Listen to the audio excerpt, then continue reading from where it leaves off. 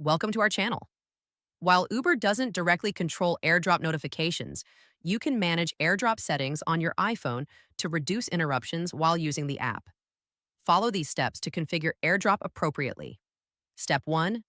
Open settings on your iPhone by tapping the gear icon on your home screen. Step 2. Tap on General to access General device settings.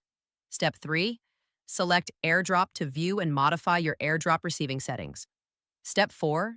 Choose Receiving Off to completely disable AirDrop and prevent any incoming sharing requests. Step 5. Alternatively, select Contacts Only to only receive AirDrop requests from people in your contacts list. Step 6. For quick access, swipe down from the top right corner to open Control Center, then press and hold the Network Settings card. Step 7. Tap the AirDrop button to quickly toggle between Off, Contacts Only, or Everyone modes. Step 8. Return to the Uber app and verify that you're no longer receiving unwanted AirDrop notifications while using the service. Don't forget to like this video and subscribe to our channel.